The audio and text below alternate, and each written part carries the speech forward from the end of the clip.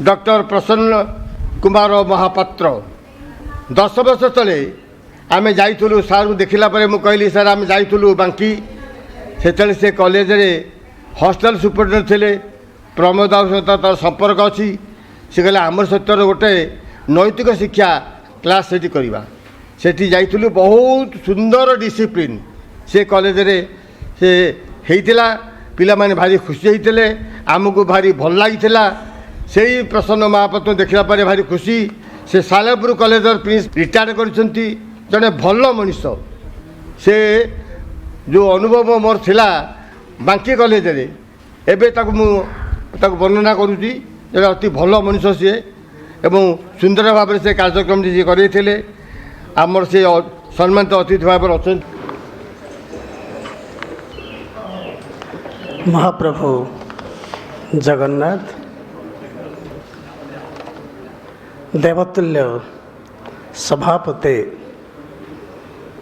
श्रीयुक्त जेना महोदय मंचस्थ एवं मंच सम्मुख उपस्थित समस्त ज्ञानी गुणी विज्ञ प्राज्ञ पंडित तथा दिव्यातन मानक मो मथानत प्रणाम करुछे।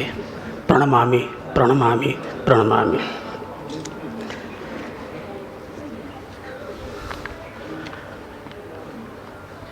प्रमोद भाई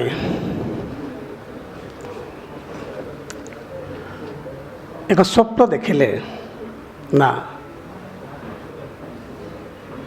तांकर जो भावना ताकू उज्जीवित करने बंचई रखापी जेपरिक निगमानंद पत्नी वियोगरे समग्र विश्वर गुरु हो गले ज्ञान दिगरे जोग दिगरे एवं आध्यात्मिक दिगरे सेपरी प्रमोद भाई तांकर अति आदरर पुत्र सत्य पाई सी मध्य एक साधनार व्रती सतरे स्वप्न जितेबाला साकार हो जाए सेतबले लक्ष्यर साधना सिद्धि रे परिणत हो जाए। छोटिया कहानी टी कहूँ राजा जनक कथा।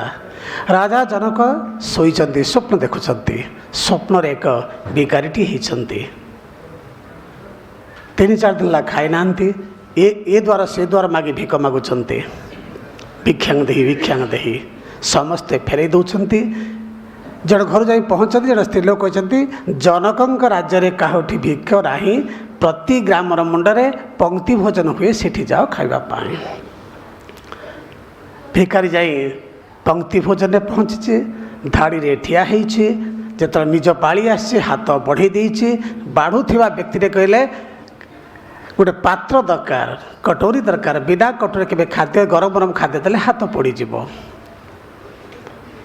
तेणु भिखारी फेरी आसला कटोरी जाकि कुंभार घरे पहुँचला कुंभार जो मागिची कुंभार कहला कौड़ी दिए कहले मु कौड़ी कौटी आड़बी कहले जा जा जा जा भिखारी टे कौटी आसला बिना कौड़ी मो पाक आसला कटोरी पाई। भिखारी फेरी आसला देखला गाँव मुंडे किसी अलिया गदा पड़ी अलिया गदार भिन्न भिन्न सब खपरा पड़ी गोटे बड़ खपरा को पोछि पाछिकी बाहरला पंक्ति भोजन पाखक यही समय राजकर्मचारी चोर चोर बोली गोड़े आसुँच भाविला काले मत चोर कहीकि बाड़े से कड़े लुचि जाकि थरुंट भिकारटे थरुची एते थरुची निजको कंट्रोल कर पाला ना। यही समय निद भांगीगला राजा जनकंकर। राजा जनक स्वप्न भिखारी होती तापर प्रश्न पचारुचंती सतरे सेटा सत्य ना एटा सत्य मु जो स्वप्न देखुली भिखारी होती मत तो सत भाया लगुला एबे एटा मध्य सत भाया लगुच आम समस्ते स्वप्न देखुंट स्वप्नटा सत भाया लगे केबे कौन भी चिंता कर कहीं स्वप्नटा सत भाया लगे केबे नुहे। ये प्रश्न बारंबार बारंबार बारंबार आघात कला राजा जनक को उत्तर पाई पाले नाही। तांकर गुरु थिले ऋषि अष्टावक्र पाखक गले गुरु पाखक गले गुरु पाखक जबार गोटे नियम जे तद्विद्धि प्रणिपातेन परिप्रश्नेन सेवया उपदीक्षन्ते माम ज्ञानिन तत्वदर्शिन। गुरु पाखक एमती जा क्वेश्चन पचरा जाए ना तद्विद्धि प्रणिपातेन विधिपूर्वक प्रणिपात करी गुरु को प्रश्न पचरा जाए। जो प्रश्न पचारि गुरु कहले बापारे तू जो स्वप्न देखुलु सेटा भी सत्य नुहे एठी जो मो पाखक आसचु एटा भी सत्य नुहे केमिति ସ୍ୱପ୍ନ ତ ମୋତେ ସତ ଭଳିଆ ଲାଗୁଥିଲା। ଏଇଠି ଆପଣମାନଙ୍କ ଯେଉଁ ଆପଣଙ୍କ ପାଖରେ ମୁଁ ଉପସ୍ଥିତ ଯେ ପ୍ରଶ୍ନ ପଚାରୁଛି ଏଇଟା ତ ସତ। ଶୁଣ, ସ୍ୱପ୍ନରେ ଯେଉଁ ସତ୍ୟ ଦେଖୁଥିଲୁ ତାହା ହେଉଛି ପ୍ରତିଭାସିତ ସତ୍ୟ, ସତ୍ୟ ପରି ଜଣାପଡ଼ିଲେ ମଧ୍ୟ ତାହା ସତ୍ୟ ନୁହେଁ। ଏବେ ଯେଉଁ ତୁ ମୋ ସହିତ କଥାବାର୍ତ୍ତା ହେଉଛୁ ଏ ସତ୍ୟ ସତ୍ୟ ନୁହେଁ, ଏଇଟା ହେଉଛି ବ୍ୟବହାରିକ ସତ୍ୟ। ପ୍ରକୃତ ସତ୍ୟ ହେଉଛି ପରମାର୍ଥିକ ସତ୍ୟ। ଋଷି ଅଷ୍ଟାବକ୍ର 12 ବର୍ଷ ବୟସରେ, ମୁଁ ସେ କାହାଣୀକୁ ଯାଉନାହିଁ, ସମୟକୁ ସମ୍ମାନ ଦେବାକୁ ପଡ଼ିବ। 12 ବର୍ଷ ବୟସରେ ନିଜର ପିତା କୋହଡ଼କୁ ଜନକ ରାଜା ସମୁଦ୍ରରେ ନିକ୍ଷେପ କରିଥିଲେ, ଯେହେତୁ ସେ ରାଜସଭାରେ ଥିବା ପଣ୍ଡିତମାନଙ୍କୁ ହରାଇ ପାରିଲେ ନାହିଁ। 12 ବର୍ଷରେ ଯାଇଛନ୍ତି କିଏ? ପିତାଙ୍କ ଉଦ୍ଦେଶ୍ୟରେ ଯାଇଛନ୍ତି ଜନକଙ୍କ ରାଜସଭାକୁ। ପାରିଷଦମାନେ ଛାଡ଼ିଲେ ନାହିଁ, ଯେଉଁମାନେ ଥିଲେ ଗେଟ୍ରେ ଛାଡ଼ିଲେ ନାହିଁ। କେତେ ନିର୍ଭୀକ ଥିଲେ ଋଷି ଅଷ୍ଟାବକ୍ର। କହିଲେ କହିବ ଋଷିକୁମାର ଅଷ୍ଟାବକ୍ର ଆସିଛନ୍ତି ରାଜାଙ୍କୁ ଦର୍ଶନ କରି ଦେଖା କରିବା ପାଇଁ। ଜନକ ରାଜାଙ୍କୁ କିଏ ନ ଜାଣେ, ତାଙ୍କ ପରି ଜ୍ଞାନୀ ପୃଥିବୀରେ ବିରଳ। କହିଲେ ଠିକ୍ ଅଛି, ଛାଡ଼ିଦିଅ ତାଙ୍କୁ। ପରମିଶନ ମିଳିଗଲା। ଋଷି ଅଷ୍ଟାବକ୍ର ରାଜସଭାରେ ଯାଉଛନ୍ତି, ମଝିରେ ଦୁଇ ପଟରେ ପଣ୍ଡିତମାନେ ବସିଛନ୍ତି। 8 ବାଙ୍କ ହିଁ ଯେତେବେଳେ ଅଷ୍ଟାବକ୍ର ଯାଉଛନ୍ତି ପଣ୍ଡିତମାନେ ହସିଦେଲେ। ତାପରେ ଋଷି ଅଷ୍ଟାବକ୍ର ମଧ୍ୟ ହସିଦେଲେ। ଜନକ ପଚାରୁଛନ୍ତି, ପଣ୍ଡିତମାନେ ତ ହସିଲେ, ତମେ କାହିଁକି ଋଷିକୁମାର ହସିଲ? କହିଲେ ହେ ରାଜନ, ମୁଁ ଜାଣିଥିଲି ଆପଣଙ୍କ ରାଜସଭାରେ ଜ୍ଞାନୀ ଗୁଣୀ ବିଜ୍ଞ ପ୍ରାଜ୍ଞ ଆତ୍ମଦର୍ଶୀ ପଣ୍ଡିତମାନେ ଅଛନ୍ତି, ଯିଏକି ଆମ ଭିତରେ ଥିବା ଚୈତନ୍ୟତାକୁ ଅନୁଭବ କରିଛନ୍ତି। ମୁଁ କିନ୍ତୁ ଏବେ ଭାବୁଛି ଆପଣଙ୍କ ରାଜସଭାରେ ଥିବା ପଣ୍ଡିତମାନେ ଆତ୍ମାକୁ ଦେଖି ନାହାନ୍ତି। ମୋ ଭିତରେ ଥିବା ଚୈତନ୍ୟତାକୁ ସେ ଦେଖିପାରିଲେ ନାହିଁ, ମୋ ଭିତରେ ଥିବା ଜ୍ଞାନକୁ ଦେଖିପାରିଲେ ନାହିଁ, ମୋର ଚମଡ଼ାକୁ ଦେଖିକି ହସିଲେ। ଅର୍ଥାତ୍ ଚମଡ଼ାକୁ କିଏ ଦେଖେ? ମୋଚି। ଆପଣଙ୍କର ପଣ୍ଡିତମାନେ ହେଉଛନ୍ତି ଚର୍ମକାର। ତେଣୁ ଆପଣଙ୍କ ପଣ୍ଡିତମାନଙ୍କୁ ମୁଁ ଚର୍ମକାର ଉପାଧି ଦେଉଛି, କାରଣ ଚମଡ଼ାର ଚିନ୍ତା କରେ ମୋଚି, ସୁନାର ଚିନ୍ତା କରେ ବଣିଆ। ତେଣୁ କହିବାର କଥା ହେଉଛି ଆମ ଭିତରେ ଯେଉଁ ଚୈତନ୍ୟତା ଅଛି, ଯେଉଁ ଚେତନସତ୍ତା ଅଛି, ଯାହାକୁ ଆମେ ଆତ୍ମା ବୋଲି କହୁଛୁ, ଆମେ କ'ଣ ତା ବିଷୟରେ କେବେ ଭାବିଛନ୍ତି? କେବେ ଚିନ୍ତା କରିଛନ୍ତି? କେବେ ନୁହେଁ। ଯେଉଁ ମୁହୂର୍ତ୍ତରେ ଭାବନା ଆସିବ, ଯେଉଁ ମୁହୂର୍ତ୍ତରେ ଚିନ୍ତା ଚେତନା ଆମ ଭାବନା ଭିତରକୁ ପଶି ଆସିବ, ସେଇ ମୁହୂର୍ତ୍ତରେ ଆମର ଚିନ୍ତାଧାରା ପରିବର୍ତ୍ତନ ହୋଇଯିବ। ଆମେ ସତ୍ୟାନୁସନ୍ଧାନୀ ହୋଇଯିବା, ସତ୍ୟକୁ ଆମେ ଜାଣିପାରିବା, ସତ୍ୟକୁ ବୁଝିପାରିବା, ସତ୍ୟକୁ ଅନୁଭବ କରିପାରିବା। ସେଇ ଋଷି ଅଷ୍ଟାବକ୍ର ଏକ ସଂହିତା ଲେଖିଛନ୍ତି, ତାହା ନାଁ ହେଉଛି ଅଷ୍ଟାବକ୍ର ସଂହିତା, ଯିଏକି ଚେତନା ସମ୍ପର୍କରେ ସେ ଲେଖିଛନ୍ତି। ଋଷି ଅଷ୍ଟାବକ୍ର ସଂହିତା ଥରେ ଆମମାନେ ପଢ଼ିବା ଦରକାର, ବୁଝିବା ଦରକାର। ରାଜା ଜନକ ଜାଣି ସାରିଲା ପରେ ତାପରେ ମଥା ତାଙ୍କର ନଇଗଲା, ପଣ୍ଡିତମାନଙ୍କର ମଥା ମଧ୍ୟ ନଇଗଲା। କାରଣ ସିଏ ହସିଥିଲେ, ତାଙ୍କର ଚମଡ଼ାକୁ ଦେଖି ଯେଉଁ 8 ବାଙ୍କ ହେଉଥିଲା ସିଏ ହସି ଉଠିଥିଲେ। ପଣ୍ଡିତମାନେ କ'ଣ ଚମଡ଼ାକୁ ଦେଖି ହସନ୍ତି, ରୂପକୁ ଦେଖି ହସନ୍ତି, ବେଶକୁ ଦେଖି ହସନ୍ତି, ବସ୍ତ୍ରକୁ ଦେଖି ହସନ୍ତି? ସିଏ ହସନ୍ତି କେତେବେଳେ ନା ତାଙ୍କର ଜ୍ଞାନର ଗଭୀରତାକୁ ଦେଖିକି, ଜ୍ଞାନର ଗଭୀରତାକୁ ଅନୁଭବ କରିକି ସେ ହସି ପାରନ୍ତି। କାରଣ ତା ଅନୁଭବ ସେ ଜାଣଇ ଯେ ତାହା ମୁଖେ ପାରେ କହି, ଅନୁଭବୀ ତାର ଅନୁଭବର କଥା କହିବ। ତେଣୁ ଜ୍ଞାନୀ ଲୋକମାନେ ଅନୁଭବର କଥା କହିବ, କାରଣ ସେଲ୍ଫକୁ ରିଏଲାଇଜ୍ କରିବା ଏତେ ସହଜ କଥା ନାହିଁ। ଭାବନା ଯଦି ବିକଶିତ ନ ହୁଏ, ଚିନ୍ତାଧାରା ଯଦି ମହାନ ନ ହୁଏ, ଆବେଗ ଯଦି ଯୁକ୍ତାତ୍ମକ ନ ହୁଏ, ତାହେଲେ କେବେ ଆମ ଭିତରେ ଥିବା ଚୈତନ୍ୟତାକୁ କେବେ ବି ଅନୁଭବ କରିପାରିବା ନାହିଁ। ଯିଏ ଅନୁଭବ କରିପାରିଥିବ ସେ ସବୁବେଳେ ଜୀବନରେ କେବଳ ଆନନ୍ଦ ହିଁ ନେଉଥିବ, ଆନନ୍ଦ ନେଇପାରୁଥିବ। କାରଣ ଚୈତନ୍ୟତା ହେଉଛି ଏକ ଆନନ୍ଦ ସ୍ୱରୂପ। ତେଣୁ ଏ ପ୍ରକାର ଚିନ୍ତାଧାରାକୁ ଆମମାନେ ଧାରଣ କରିବା ଉଚିତ। ଯଦି ଧାରଣ କରିବା ତାହେଲେ ଆମେ ସମାଜ ପାଇଁ ସତରେ ପ୍ରଗତିବାଦୀ ହୋଇଯିବା। ଆମ ଭିତରେ ସୃଜନାତ୍ମକ, ଗଠନାତ୍ମକ, ନୂତନତ୍ୱ ଭାବଧାରା ବା ଆବିଷ୍କାରାତ୍ମକ, ଉଦ୍ଭାବନାତ୍ମକ ଭାବଧାରା ନିଶ୍ଚିତ ଭାବରେ ଉଦ୍ରେକ ହେବ। କାହିଁକି? ଆମେ ଭାବିପାରିବା ଯେ କାଲି ସକାଳେ ଯେଉଁମାନେ ସବୁ ଅଛନ୍ତି ବୟୋଜ୍ୟେଷ୍ଠ, କାଲି ସକାଳେ ସାର୍ ଆପଣ ପିଲାଟିଏ ଥିଲେ, ଆଜି ବୁଢ଼ା ହୋଇଗଲେ। ଶଙ୍କରାଚାର୍ଯ୍ୟ ଲେଖିନାହାନ୍ତି, ଅଙ୍ଗମ ଗଳିତଂ ପଳିତଂ ମୁଣ୍ଡମ ଦଶନ ବିହୀନମ ଜାତମ ତୁଣ୍ଡମ ବୃଦ୍ଧ୍ୱା ଯାବତ ଗୃହୀତ୍ୱା ଦଣ୍ଡମ ତଦପି ନ ମୁଞ୍ଚ ତ୍ୟାସା ପିଣ୍ଡମ।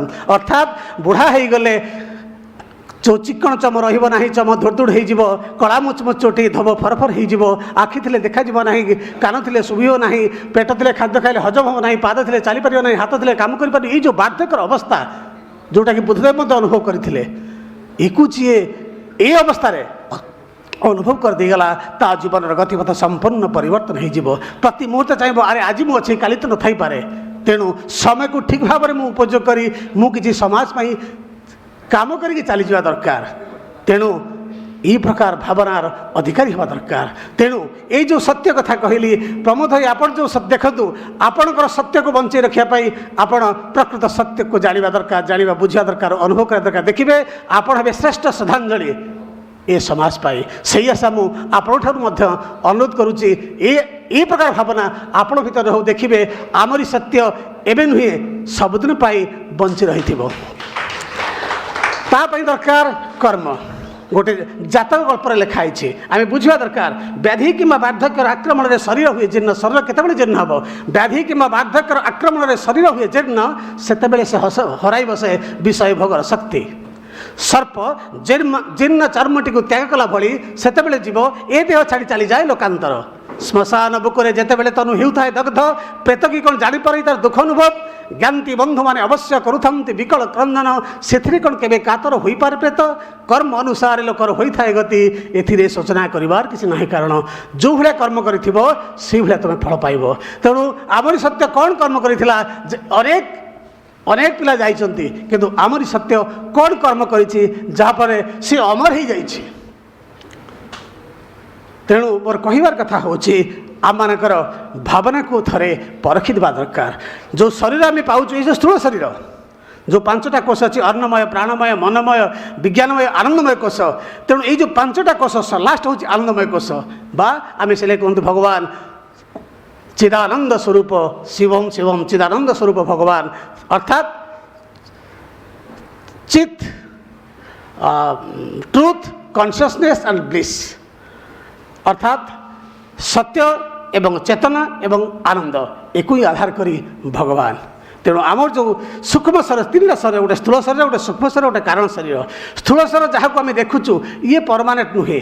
स्थूल शरीर छाड़ला सूक्ष्म शरीर आम किसी दिन गति करूँ जोटा कि आमर रोचे ज्ञानेन्द्रिय कर्मेन्द्रिय पांच प्राण प्राण अपान व्यान उदान सन पांच प्राण एवं आउ गोटे रोचे आमर मन बुद्धि चित्त अहंकार जो 19 एलिमेंट्स को लेकिन सूक्ष्म शरीर मनीष शरीर स्थूल शरीर छाड़ला सूक्ष्म शरीर से एंट्री करे। सूक्ष्म शरीर किसी दिन गला से कारण शरीर एंट्री करे। कारण शरीर जिते सब आम कर्म कर सीड फॉर्म रे कारण शरीर थाए। तेणु पुणी से रिभर्स करे कारण शरीर सूक्ष्म शरीर को पुणी सूक्ष्म शरीर को स्थूल शरीर को से भावना दरकार। आम कहुई the man is great because of he thought और thoughts, the man is worst because of he thought और थॉट्स। भावना को नहीं मनीष मनीष देवता हो जाए, भावना को नहीं मनीष मनीष राक्षस भी हो जाए। तेणु भावना जब महान है देखिए आपणकर केमिति सूक्ष्म शरीर केमिति धीरे धीरे धीरे धीरे सात्विकता आड़ गति करुच्ची। जदि सूक्ष्म शरीर तो सात्विकता गति करे आध्यात्मवादी हो जाए जीवन वास्तवता को आप पले पले अनुभव करें। सतरे जीवनटा केवल आनंदमय हो आनंदमय हो। आम देखुचु सबुदिन जमी यक्ष पचार युधिष्ठिर को आश्चर्य कौन ना सबुठ आश्चर्य होची प्रतिदिन आम देखुचु आम आखि आगे केते मनीष मरुचंती दिने के भी आम चिंता करूँ अरे मु तो मरी अर्थात मो शरीर तो दिने नष्ट हो शरीर को मत छाड़ी जीवाक पड़ो। यही भावना केबे भी आम भावना भीतर को इंजेक्ट करके आसी ना। थरे जदि यही भावना आम भावना भीतर को धसी पशि आसब सतरे जीवन गतिपथ निश्चित भाव में परिवर्तन हो।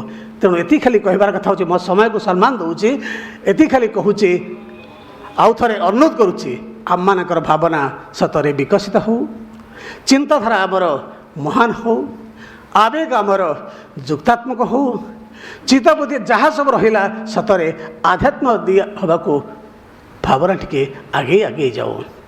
देखिए जदि आम चेतनशील हवा चेतना आड़ को गति करवा आम भीतर जो चेतन शक्ति अच्छी जो अनुभव करिपारिबा ताहले सतरे ये मनीष जन्मर सार्थकता आसब। जीवन में जहाँ भी आसू जीवन में आप दुख कष्ट निंदा गाली अपा तिरस्कार भर्सना लांछना आसब ही आसब। आप जहाँ कले भी लोक किसी आप खराब भल कहले आउट ऑफ जेलसी लोक आपको खराब कहे, खराब कले लोक खराब कहे, किसी न कले अलसुआटा बोली कहे, आप जहाँ करूँ लोके कहे ताकू जब चिंता करेंगे किसी काम करें ना। जीवन में जहाँ भी आस जब निंदा गाली अपवाद भर्सना तिरस्कार लांछना आसूची ताहा हूँ मनीषर प्रगति एगुड़िक हूँ ब्लेसिंग्स। गरीबत्व एक आशीर्वाद गरीबत्व केबे अभिशाप नुह आखिर लुह भितर मुहर हस अच्छी पानी भितर निआ अच्छी कोयला भितर हीरा मध्य अच्छी दुख भितर आनंद भी अच्छी तो सबू नेगेटिव भितर पॉजिटिव पॉजिटिव भितर नेगेटिव भी अच्छी एको जानिथिबा दरकार एको बुझिथिबा दरकार एको अनुभव करिथिबा दरकार एही प्रकार अनुभव को निश्चित भाव में आम माने पाथे करी आगु आगु बढ़ी चलिबा सर्वशेष केती ज्ञानी गुणी माने अछंती मो किछि कहवाक भाषा नहीं खाली एतिकी तांकर पाद तले अर्थात आपण मानकर पाद तले कोटि कोटि प्रणाम जणी एठी मु रहूची वंदे उत्कल जननी वंदे मातरम जय जगन्नाथ जय जगन्नाथ जय जगन्नाथ। बहुत बहुत धन्यवाद डॉक्टर महापात्र। मु जानी शिक्षार उद्देश्य होची शारीरिक मानसिक एवं आध्यात्मिक विकास आपण आध्यात्मिक विकास जो प्रकार आलोचना करमको दिग्दर्शन देले से मुझे धन्यवाद दूची एवं समस्त को अनुरोध करुँच निजक चिन्ह समाज सेवा कर परम शांति पाइब।